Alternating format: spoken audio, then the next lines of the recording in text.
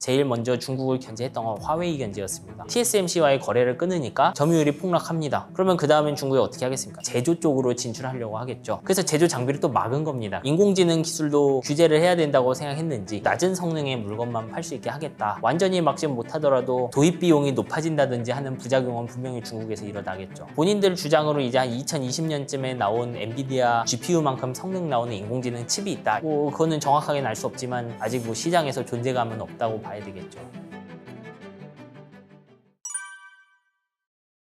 사실 이거 아무리 많이 강조해도 이게 지나치지 않은데, 사실 이 반도체라는 거는 우리의 자동화의 파트너입니다. 우리가 하고 싶은데 스스로는 하기 싫고 자동으로 정확하게 돌아갔으면 하는 일들을 반도체가 자동으로 돌아갈 수 있게 만들어줬죠. 그래서 반도체라는 녀석은 우리가 원하는 그런 자동화, 쉽게 말씀드리면 프로그램을 돌려주는 중요한 역할을 하고 있었습니다. 그래서 우리가 봤던 엑셀, 포토샵 등 다양한 프로그램들이 반도체 위에서 돌아가고, 그동안은 사람들이 손으로 해야 했던 회계 작업도 마이크로소프트 등의 회사가 만든 툴을 통해서 자동화할 수 있게 된 것이죠. 그리고 지금 와서는 인공지능 기술이 대두하면서 반도체의 중요성이 더욱 커졌습니다. 인공지능 역시 기존에는 우리가 자동으로 할 수 없었던 것들을 자동으로 할 수 있게 해주는 강력한 프로그램이고, 이 프로그램을 돌리기 위해서 역시 반도체가 필요하기 때문입니다. 특히나 지금까지 반도체랑은 달리 이제 GPU라는 반도체가 인공지능 덕분에 떠오르게 되기도 하였죠. 말씀드렸듯 프로그램이란 녀석이 핵심이에요. 우리에겐 무언가 자동으로 돌아가고 신속하고 정확하고 이런 것들을 하게 해주는 것이 프로그램인데, 반도체가 없으면 프로그램을 구동할 수가 없습니다. 우리가 그러면 반도체를 직접 만들면 되지 않는가라고 생각하는데, 문제는 반도체라는 것이 수많은 지적재산권부터 엄청나게 어려운 제조 기술까지 너무나 만들기 위해선 개발할 게 많다는 것이죠. 그래서 우리가 반도체의 공급이나 혹은 반도체 제조를 특정 국가에 맡게 되면은 그 나라의 IT 능력, 수많은 프로그램, 인공지능 등을 멈추게 할 수 있기 때문에 반도체는 중요할 수밖에 없습니다. 사실 인공지능 혁명은 챗GPT 이전에도 계속 우리에게 영향을 줘왔습니다. 대표적으로 2012년에 그동안 안 되어 왔던 사물인식, 안면인식 이런 기술이 완성되기 시작하죠. 아마 시청자분들 중에 기억하는 분도 있을지 모를 텐데, 예전에는 우리가 출입문 같은 데 들어올 때 정맥인식 이런 걸 하는 경우가 있었습니다. 손등을 대거나 아니면 손 아래쪽을 대서 혈관의 모양을 인식해서 문을 여닫는 그런 시스템들이 있었는데, 이런 시스템들은 겨울에 혈관이 수축하고 확장하고 이런 일들이 생기면 잘 작동을 안 했습니다. 그 시절에. 근데 지금은 우리 모두 그냥 안면 인식을 하죠. 왜 안면 인식이 이렇게 잘 되게 되었느냐? 인공지능 기술이 12년쯤에 사물 인식 분야에서 크게 성공했기 때문에 그런 겁니다. 챗GPT는 지금 와서 또 한 번의 혁신을 몰고 오고 있지만, 기본적으로는 10년간 계속됐던 혁신의 어떤 연장선이라고 보셔도 될 것 같습니다. 왜 공급 부족이 일어났느냐? 말씀드렸던 인공지능은 우리가 10년 동안 계속 해왔는데, 요번에 나온 챗GPT는 그런 혁신의 연장선이면서도 뭔가 독특한 점이 하나 있습니다. 그동안 우리가 만들었던 인공지능들보다 프로그램으로서 인공지능 크기가 굉장히 크다는 거죠. 예를 들면 2012년에 나왔던 이미지넷 같은 인공지능과 비교를 해보면 사이즈가 1000배 이상 거대해졌습니다. 사실 인공지능 자체의 크기가 커졌다는 것은 이거를 구동하기 위해서 더 많은 반도체를 사용해야 된다는 의미인 거죠. 그런데 우리가 10년 동안 반도체가 발전을 했다고 해도 이게 1000배 빨라지진 않았습니다. 10년 동안. 하지만 우리는 1000배 이상 거대한 인공지능을 구동해야 되는 상황이 됐죠. 그러면 우리가 무어의 법칙 혹은 반도체 제조들로 때우지 못한 추가 연산 능력, 계산 능력은 어디서 가져올까요? 우리가 칩을 더 사야 되는 겁니다. 근데 챗GPT는 굉장히 갑작스럽고 빠르게 등장했기 때문에 이 기술을 따라잡으려는 수많은 사람들이 일단 있는 반도체를 쓸 수밖에 없는 상황이죠. 그렇기 때문에 반도체 회사들의 실적이 오르고 전부 부족하다라는 이야기를 하게 된 겁니다. 길었지만 결국 돌리는 프로그램이 커졌기 때문에 그런 겁니다. 사실 정확하게는 반도체의 설계, 반도체의 회로도를 그려서 제조 위탁업체에게 맡기는 형태라고 생각하시면 됩니다. 왜 이런 일이 일어났느냐? 과거에 우리 IT 생태계는 사실 인텔 같은 거대한 회사가 반도체를 공급하면 그 반도체를 개별 프로그래머나 프로그래머들이 있는 회사, 수백 명, 수천 명 정도 되는 규모의 회사에서 그거에 맞춰 프로그램을 짜는 구조였습니다. 우리는 인지하고 있지 않지만 사실 우리의 노트북, 랩탑, 데스크탑 컴퓨터가 굉장히 유용한 이유는 사실 인텔이 전 세계를 통일했었기 때문에 그런 겁니다. 왜냐하면 제가 프로그램을 하나 만들면 전 세계 모든 컴퓨터에 돌릴 수 있는 것이죠. 그러니까 프로그래머의 입장에서 시장이 아주 커지는 거예요. 이제 원래 그런 식으로 돌아갑니다. 근데 IT 회사들이 계속 커지니까 이제는 이 회사들이 사는 반도체의 양도 많아지고 필요로 하는 것도 굉장히 세분화되기 시작하죠. 그리고 사람은 많고 수요는 크니까 자신들에게 딱 맞는 반도체를 사용해 보려는 생각을 당연히 하게 되겠죠. 예를 들면 제 회사가 1000명밖에 없으면 반도체를 스스로 설계해봤자 이거는 뭐 돈 날리고 끝날 가능성이 높습니다. 근데 만약 제 회사가 10만 명 단위로 사람이 있고 1년에 반도체 하나 100만 개씩 쓰고 있다고 하면 충분히 대체하고 싶어지겠죠. 그래서 빅테크 기업들을 중심으로 자신만의 반도체가 나오고 있는 겁니다. 이런 이유뿐만 아니라 여러분이 뉴스를 보시면 EUV라든지 뭐 어려운 패키징 기술이 나온다든지 메모리에서 HBM 같은 좀 어려운 물건들, 이제 어려운 반도체들이 나오기 시작하는데 그거는 제조가 어려워져서 그렇습니다, 사실. 이 제조가 어렵다는 건 달리 말하면 제가 작년에 소자를 동일한 그 트랜지스터 반도체 안에서 제가 소자를 같은 가격에 100개 얻었다고 하면 10년 전에는 동일 가격으로 한 1.5배 개선됐다. 그런 것이 이제 원래 반도체 발전이었습니다. 같은 가격으로 100개였다고 걸 200개, 300개 주던 시대였던 거죠. 근데 지금은 제조가 너무 어려우니까 제가 미세화를 해도 생각보다 소자가 많이 나오질 않습니다. 지금은 작년에 100개 얻었다고 하면 이제 120개 수준밖에 얻을 수 없는 것이죠. 그러니까 새로운 반도체를 인텔 같은 대기업에서 가져다 써도 생각보다 감흥이 없는 겁니다. 이 회사들 입장에서. 그런데 그러면 더 큰 걸 사면 되지 않느냐? 말씀드렸죠. 소자가 비싸졌기 때문에 더 좋은 걸 사려면 비싸지겠죠. 그렇기 때문에 그 120개 정도 되는 소자를 나에게 맞춰서 쓰겠다는 생각을 하게 되는 겁니다. 그래서 빅테크 기업들을 중심으로 나만의 반도체 이런 것이 등장하는 것이죠. 실제로 이거 아주 새로운 흐름은 아니고 이제 거의 10년 가까이 지났지만 알파고가 나왔던 시절에 이미 구글은 인공지능 학습을 위해서 자사 반도체를 사용하고 있었습니다. 그때부터. 그게 가능한 이유는 알파고라는 거대한 녀석을 만들기 위해선 자신들이 만들어서 자신들이 대량으로 쓰면 된다고 생각했기 때문이죠. 제일 큰 거는 구글의 TPU. 구글 TPU가 구글이 인공지능 개발을 위해 사용하는 일종의 칩이고요. 뭐 카드 형태로 되어 있는 칩입니다, 실제로. 이건 여러분이 구글 클라우드에서 임대해서 사용할 수도 있습니다, 실제로. 이제 인공지능 분야는 아니지만 구글은 유튜브 전용 칩도 만들고 있습니다, 회사 안에서. 구글 입장에선 유튜브는 사실 뻔합니다. 자기들 입장에서 수많은 사람들이 동영상을 올리면 동영상을 코덱으로 압축하고 사용자들이 시청하겠다고 하면 압축을 풀어줄 뿐이죠. 그러니까 유튜브라는 걸 서비스하는 구글 입장에서 이건 전 세계 서비스를 하고 있고 그리고 자신들이 어떻게 쓸지도 정확히 알기 때문에 인텔 등의 회사에서 CPU를 사다 쓰는 것 자체가 낭비인 겁니다. 왜냐하면 CPU에는 동영상 처리 말고도 다른 일을 위한 수많은 것들이 들어가 있는데 다 필요 없다고 생각하는 것이죠. 근데 그런 것들이 빅테크의 자체 칩 예시가 되겠고 그리고 테슬라 같은 회사도 자신들의 자율주행을 위해서 자동차용 칩을 스스로 만들고 있습니다. 실제로 이 자율주행 칩은 테슬라 인공지능에 한해서는 당시에 있었던 그전 모델 아마 엔비디아에서 구매했을 텐데 테슬라가 그전에 썼던 칩과 비교해서 테슬라가 원하는 인공지능에서 20배 이상 빠른 성능을 보여줬습니다. 이제 이 정도로 자신들이 원하는 것이 명확하고 규모가 크면 자신의 칩을 쓰면 큰 효과가 나타난다고 말씀드릴 수 있습니다. 애플은 사실 인공지능을 빼놓고 보면 자체 칩을 굉장히 오래 한 회사입니다. 이미 거의 10년이 넘었다고 봐야죠. 우리가 스마트폰에 들어가는 AP, 그 스마트폰의 CPU 같은 물건인데 애플은 그걸 오랫동안 스스로 설계를 해왔습니다. 지금은 맥북에도 들어가고 있죠. 그게 자체 칩입니다. 제조는 직접 하지 않지만 그 안에 회로도랑 이런 거는 전부 애플이 스스로 만드는 겁니다. 어설프게 접근하면 잘 안 되죠. 하지만 옛날보다는 좀 해볼만 해졌다는 게 지금의 상황인 거죠. 예전에는 회사 규모가 수천 명 규모라고 하면 설계 인력 1000명을 쓰면 회사가 기울었겠지만 지금은 회사 직원이 10만 명쯤 된다고 하면 설계에 한 2, 3천 명쯤은 사용할 수 있죠. 그리고 예전보다 반도체 위탁 제조 생태계가 훨씬 성숙했기 때문에 일단 그 회사에 맞춰서 설계를 하면 칩을 얻을 수 있게 된 것이죠. 실제로 그런 직접 칩을 만드는 회사들이 설계를 잘 못하면 시장에 있는 경쟁 칩보다 성능이 안 좋은 경우도 발생합니다. 예를 들면 제가 스스로 칩을 설계한다고 해도 칩의 모든 부분을 스스로 할 수는 없습니다. 제가 정말 핵심으로 생각하는 부분은 제가 설계하고 나머지 부위들은 다른 회사에서 사다 설계를 사오는데 설계도를 사오는 것과 똑같습니다. 근데 이런 생태계 자체가 과거보다 훨씬 많이 성숙해 있는 상황이죠. 그래서 예전보다는 칩 전체를 다 할 필요가 없기 때문에 좀 해볼만 해진 거라고 생각하셔도 좋습니다.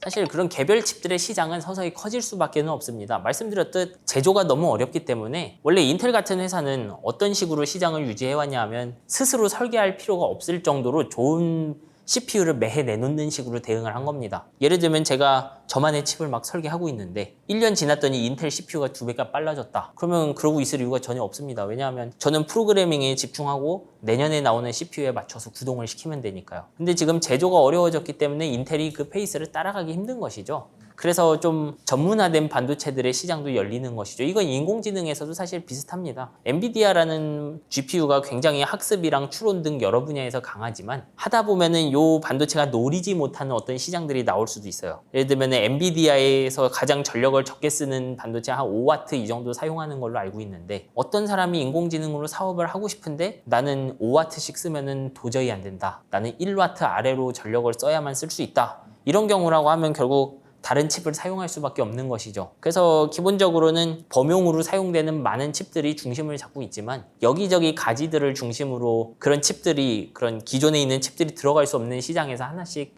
자라나긴 할 겁니다, 이게. 근데 이런 칩들이 메인스트림이 될 수 있느냐? 그것은 그 칩이 보여주는 가격대 성능비랑 그 새로운 칩이 차지한 시장이 얼마나 매력적이냐가 결정하겠죠. 실제로는 이런 위탁 제조 자체는 수요를 잡아먹을 가능성도 높습니다, 다른 회사에. 예를 들면 지금 우리가 GPU라는 것으로 학습을 시키는데 인공지능을 그리고 거기에 선두주자 엔비디아입니다. 근데 예를 들면 엔비디아에서 살 칩을 줄이고 구글이 자체 칩을 만들면 위탁 제조나 시장 크기 자체는 크게 변화하지 않겠죠, 실제로는. 결국은 서로 시장을 뺏는 거니까. 근데 지금 같은 경우는 그래서 자체 칩이 늘어서라기보다는 반도체 자체를 훨씬 많이 써야 되는 상황이고 인공지능이라는 대단한 기술이 나왔기 때문에 많은 사람들이 더 많은 칩을 구해서 무언가 해보려는 상황이 좀 더 크다고 생각하면 될 것 같습니다. 실제로 반도체 제조가 언제 크게 성장했느냐? 스마트폰이란 물건이 나왔을 때 크게 성장했습니다. 이게 스마트폰에 의의는 반도체 제조 측면에서는 기존엔 사람들이 그냥 걸어 다녔다고 하면은 이제부터는 전부 고급 반도체를 주머니에 넣고 다니는 세상이 되어버린 것이죠. 그럼 그 주머니에 들어갈 반도체는 누가 만든 것이죠. 그러니까 아예 주머니에 들어가지 않던 녀석을 들어가게 만들었기 때문에 수요가 커진 겁니다. 인공지능과 반도체 수요도 그렇게 접근하면 좋다고 생각합니다, 저는.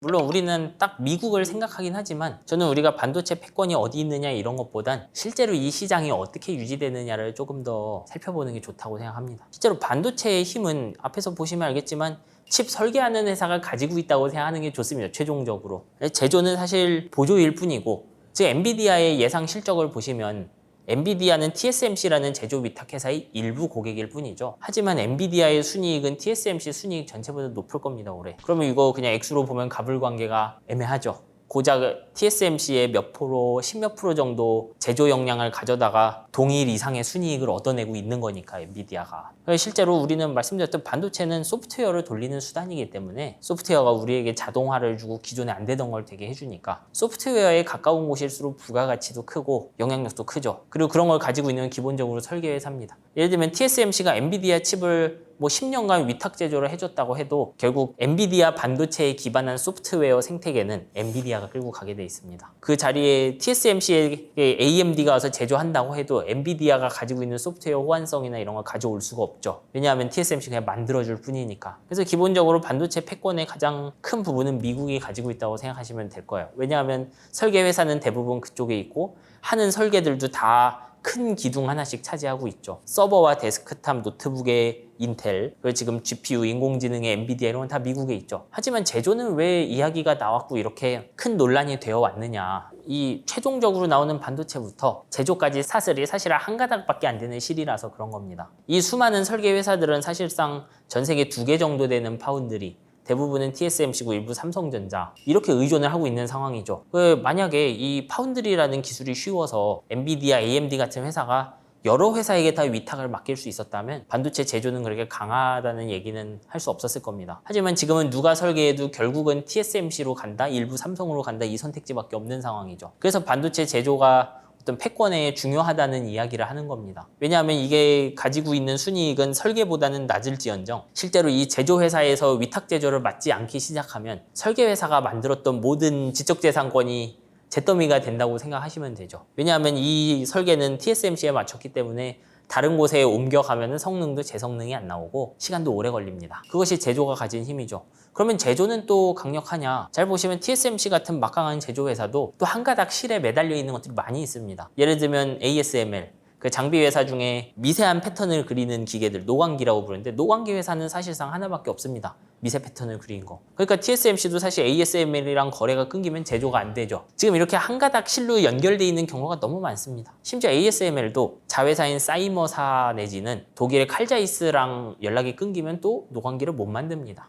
이렇게 전부 한 가닥이에요, 이게. 그래서 반도체 패권 얘기가 나올 수밖에 없는 것이죠. 반도체 제조라는 게 치약만큼 만들기 쉬운 것이었다면 이게 미국의 대통령이 나서서 무언가 이야기할 필요도 없었을 겁니다. 근데 이 가느다란 사슬 한 군데만 딱 막아 놓으면은 거의 모든 거를 뭐 사실상 쌍방이 터지게 할 수 있는 거죠. 한쪽만 이길 수는 없더라도. 그렇기 때문에 제조가 중요해지고 장비도 중요해지는 것이죠. 실제로 지금 제조와 설계가 분리된 이유도 그런 거였습니다. 원래는 대부분 회사들이 자기 공장에서 자기가 설계한 칩을 만들어 왔는데 그 제조 공정을 개발하는 건 점점 힘들어지고 미세화를 할 때마다 더 많은 자본이 들어가니까 근데 자기들이 파는 칩이 내년에 뭐 두세 배 팔린다는 보장이 없는 것이죠. 그래서 많은 회사들이 제조를 버리고 설계만 하고 그리고 그 버린 제조들을 긁어 모아서 한 개 회사가 제조하게 되는 모습이 된 거죠. 이제 그렇지 않은 흐름을 탔던 게 인텔처럼 매해 전 세계의 비즈니스를 하면서 굉장히 많은 양의 칩을 만드는 회사들이었던 거죠. 이제 그런 소수 회사들을 제외하면 다 제조를 포기해온 과정입니다. 어떻게 보면 우리가 장비 쪽에서도 무언가 스스로 해보겠다고 하는 거는 이런 흐름을 좀 역행하는 거라고 볼 수 있겠죠. 뭐 가능은 하겠지만 예를 들면 우리가 그렇게 해서 우리 장비로 뭐 미세 공정을 했는데 한 5년 전 반도체보다 성능이 안 좋다. 그러면 말씀드렸던 가장 중요한 부분, 소프트웨어 부분에서는 뭐 승리할 수 없다고 봐야죠. 결국 반도체조차도 우리가 IT 전쟁을 이기기 위한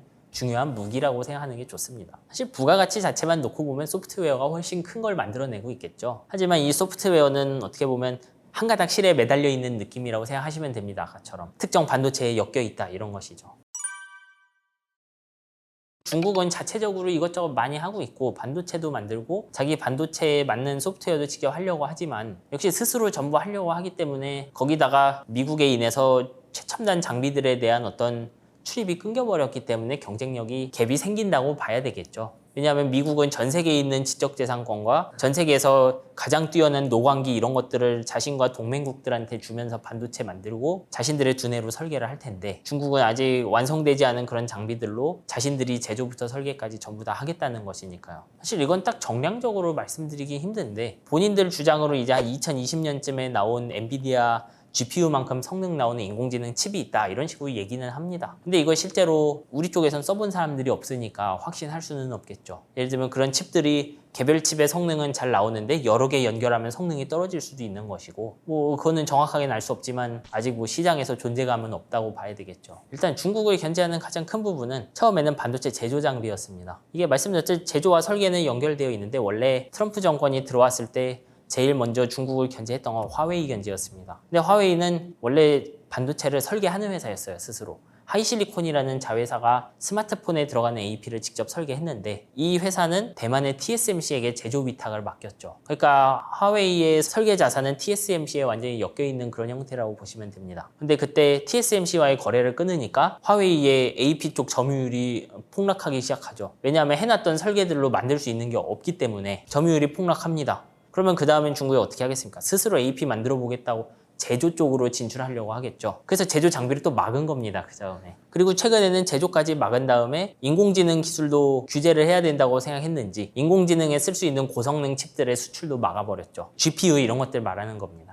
아마 완제품 형태 아니고 그냥 GPU 정도를 막는 걸로 알고 있고 그래서 의도적으로 낮은 성능의 물건만 팔 수 있게 하겠다 이런 식으로 이제 제재를 하고 있습니다. 그러니까 IT 기술 전반을 전부 하나씩 그 견제 내지는 완전히 강하게 규제하고 있다고 보면 되겠죠. 뭐 현실적으로는 그렇게 막을 수는 없고 일부 노트북 완제품으로도 들어갈 수 있고 컴퓨터 하나 싣고 들어오고 아마 사용하고는 있을 겁니다. 이거 현실적으로 그렇게 개별 부품들을 수입하는 회사를 어떻게 다 막을 수는 없겠죠. 아마 미국도 사실상 그런 잘 자란 건 다 잡을 수 없으니까 예를 들어 엔비디아 같은 회사가 직접 하는 거는 막겠다 이런 식으로 움직이는 거라고 봐야 될 것 같습니다. 완전히 막지 못하더라도 도입 비용이 높아진다든지 하는 부작용은 분명히 중국에서 일어나겠죠. 예, 그 완제품 칩과 제조 장비의 차이인 거예요, 그게. 예를 들면 ASML의 노광기 같은 것은 사실 차단하기 쉽습니다. 왜냐하면 제가 이거를 어떻게 우회 수입하려고 해도 이 노광기 왜 들여오냐? 아, 이걸로 그릇 소독할 거다. 이렇게 말하면 안 믿겠죠. 그러면 바로 규제하면 되는데 컴퓨터나 이런 반도체는 수천만 개를 여러 회사들이 사고 팔고 하지 않습니까? 중간에서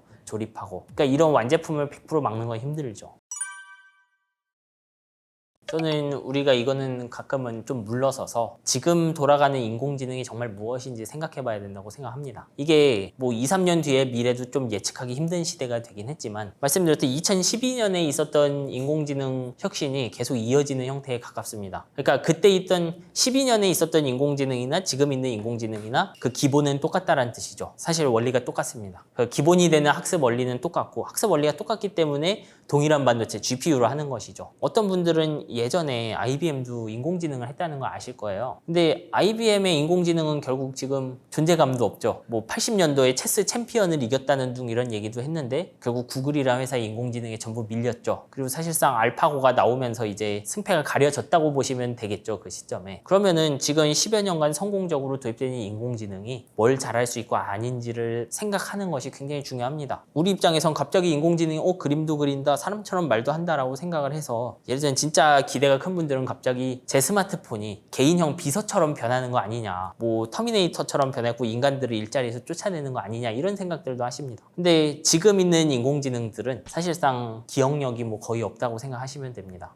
무슨 말이냐면 이게 이 인공지능이 지금까지 IBM 시절 이런 걸 거쳤을 때랑 지금의 인공지능의 가장 큰 차이점은 학습 속도가 느리다는 겁니다. 학습 속도가 느린 대신 굉장히 일을 잘해요. 학습을 한번 하고 나면. 근데 이 학습 속도가 너무 느리기 때문에 기존에는 CPU 쓰던 걸 GPU로 바꿔야 됐던 겁니다. 그렇게 생각을 하셔야 됩니다. 그러니까 학습이 잘 되고 달리 말하면 굉장히 일 잘하는 인공지능을 학습시키는 방법을 알았는데 그거를 하기 위해서는 너무 계산을 많이 해야 돼서 기존 CPU를 버리고 GPU를 통해 학습을 시킨다고 생각하시면 돼요. 그 학습하는데 계산만 많이 필요한 게 아니고 데이터도 많이 필요합니다. 그래서 현실적으로 지금 인공지능들은 저라는 사람의 기억을 완전히 개인화해서 기억할 수가 없어요. 그거는 아마 지금 투자가 계속 늘어나도 그런 식의 발전은 오지 않을 거예요. 지금 방향에서. 좀 힘들다고 봐야죠. 이제 그런 게 되는 인공지능이 나올 수도 있는데 달리 말하면 사람처럼 한마디 하면 딱 기억하는 그런 인공지능이 나올 수도 있습니다. 근데 그런 인공지능이 나오게 되면 말씀드렸듯 계산을 많이 해야 되니까 GPU를 썼는데 계산 많이 안 해도 척 보면 딱 바로 외우는 인공지능이 나오면 이게 GPU를 사용할까요? 예를 들면? 아니겠죠. 그런 면에서 조금 직관적인 면도 있죠. 이런 것이. 그래서 저는 인공지능 시대가 온다라고 할 때는 지금 우리가 가지고 있는 이 기술 딱 기억할 수 없는 녀석 대신 주어진 어떤 맥락 하에서는 글 요약이나 분석 이런 거 굉장히 잘하는 녀석들인데 그런 녀석들로 할 수 있는 수준을 현실적으로 보는 게 좋다고 생각합니다. 저는. 그래서 말씀드렸듯이 얘는 순간 기억이라는 것 자체가 없기 때문에 저의 20, 30년을 쳐다보면서 저를 따라다니는 그 무언의 비서 아이언맨 자비스 같은 녀석이 되는 미래는 기대하지 않는 게 좋습니다. 그럼 그렇지 않은 미래 하에서 뭐가 될까? 저는 현실적으로는 이제 굉장히 스마트폰 입출력이 쉬워지고 노인들의 어떤 그 전자기기 접근성이 좋아진다든지 이런 부분이랑 기존에 잘 되지 않았던 일부 로봇 분야들 그 로봇 중에서도 긴 걸 기억하지 않아도 되는 로봇들이 있습니다. 길 잠깐 찾거나 물건 하나 가지고 오거나 뭐 이런 부분들에서 혁신이 이제 쭉 일어나고 일부 그 상담 센터들에서 굉장히 많은 자동화가 이루어지지 않을까 전 그런 쪽으로 생각을 합니다.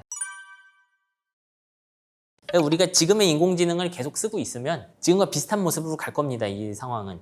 엔비디아가 칩을 많이 팔고 그리고 빅테크들이 자기 칩을 만들어서 쓰는 형태 그리고 그 모습의 연장으로 이제 지금 인공지능으로 되는 것들 그 그림 초안 만들어주고 글 요약 좀 해주고 그리고 음성인식 잘 되고 뭐 이런 식으로 갈 가능성이 높습니다. 예, 사실 이거는 더 지켜봐야 되는 문제긴 한데 일단 챗GPT가 처음에 딱 나왔을 때 우리가 느꼈던 쇼크에 비해서는 생각보다 어디 잘 적용이 안 되고 있죠. 이제 왜냐하면 저도 이렇게 그런 쪽 노력하신 분들과 대화를 해보면 생각보다 컨트롤도 어렵고 그 답변의 품질을 어떻게 좀 컨트롤하기 힘드니까 상담센터 같은 데 안정적으로 쓸 수 없다든지 이런 문제들이 계속 나오는 겁니다. 이거는 투자를 많이 하면은 기술적으로 해결이 될 수도 있어요. 사실은 될 수도 있는데 문제는 이제 우리가 그렇게 해서 상담센터를 대체하는 인공지능을 만들었는데 이게 사람보다 쌀까? 이런 고민을 한번 해볼 필요가 있겠죠. 정작 만들었는데 굉장히 비쌀 수도 있죠. 이거 그럴 거면 그냥 사람을 하나 뽑는 게 낫겠다. 이제 그런 대표적인 얘가 인공지능으로 그랩앤고를 하려고 했던 아마존고 같은 사업 모델들 그런 것들이 있는데 나중에는 어떤 회사들은 그냥 계산대 뒤에다가 모바일로 인도인 계산대원을 붙여서 뭐 해결하는 회사들도 나왔습니다. 실제로 보면 황당하게도 기술이 어떤 방향으로 굉장히 싸게 발전 안 하면은 그냥 역발상이 일어나 버리는 거죠. 그런 식으로. 저는 그거는 조금 항상 마음에 둬야 된다고 생각을 해요. 이게 반드시 될 거다 아니다를 말할 수 있는 상황은 아니라는 것이죠. 다만 빅테크들은 지금 상황에서 조금 더 덩치를 키워보고 인공지능에 그래서 혹시 돌파구가 나오지 않을까 하면서 같이 잘 모르는 데를 헤쳐나가는 상황이라고 생각을 해야 되겠죠. 앞에서 우리 인공지능 얘기들을 많이 했는데 제가 지켜봤던 반도체 시장의 큰 그림은 그렇게 변하지는 않을 거라고 생각합니다. 다만 좀 길게 보면 앞에서 말씀드린 것 중 제조의 어려운 말씀을 드렸죠. 그래서 점점 제조가 어려워지기 때문에 그 제조가 기존에는 공짜로 높여줬던 성능을 점점 얻기 힘들어집니다. 그럼 어떻게 되냐면 우리가 반도체 설계로도 좀 힘을 줘야 되고 나아가서는 소프트웨어 자체를 많이 최적화해야 될 필요가 있겠죠. 그래서 저는 반도체 사업의 어떤 미래는 어떻게 보면 소프트웨어와 함께 가는 모습 그런 게 될 거라고 생각합니다. 지금도 뭐 그래 왔지만 그 어느 때보다도 중요해지겠죠.